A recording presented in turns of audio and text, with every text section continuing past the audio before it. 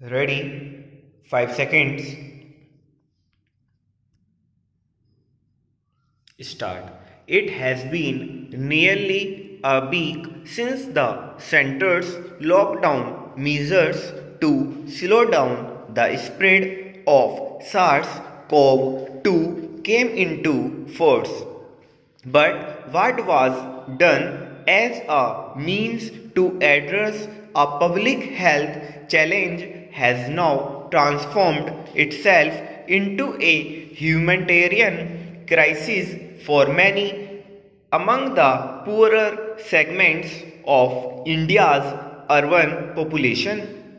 The most affected section has been the interstate migrant worker community, thousands of whom have been leaving cities such as Delhi even on foot for their towns in Uttar Pradesh, Madhya Pradesh, Bihar, and elsewhere.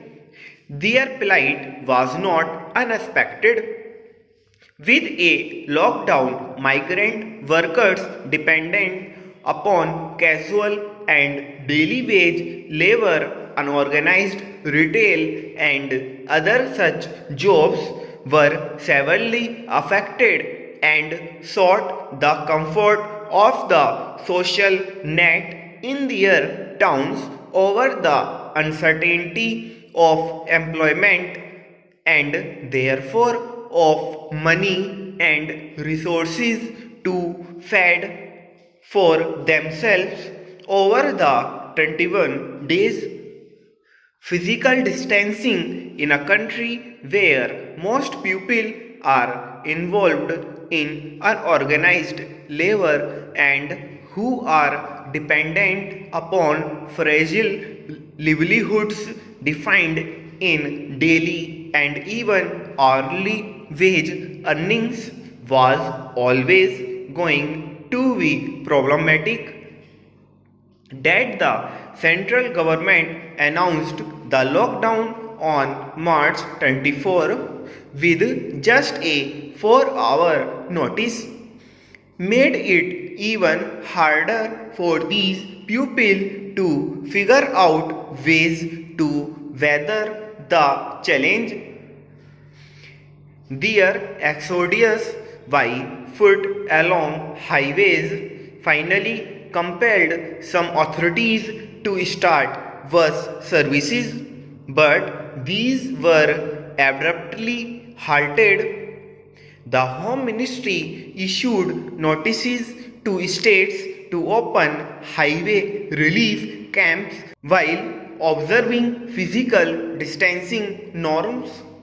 Later on Sunday, the ministry directed state and union territory governments to enforce the lockdown strictly and prevent migrants from leaving cities. Instead, there are to be temporary shelters with essentials for the stranded poor. These belated steps can only work if implemented in a humane manner.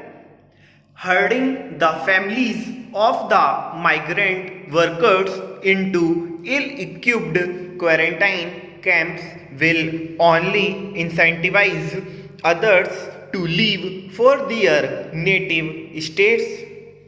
Governments must use schools and college hostels for the migrants to stay and also utilize the public distribution system to provide food. All said, the suffering of the migrant worker is an indictment of the unpreparedness of governments to deal with the COVID-19 crisis. The first infected Indian in the country was detected in late January. The severity of the disease as it spread outside China and affected countries such as Italy was evident a little later. but there was enough time for the government to be prepared for the impending spread in India.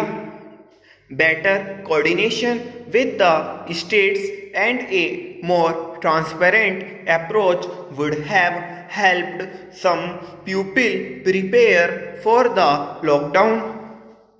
As infections have slowly begun to rise, there is little time to be lost in addressing both the public health problem and the lockdown's economic impact.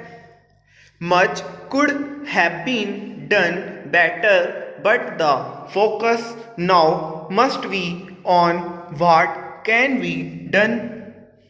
Stop.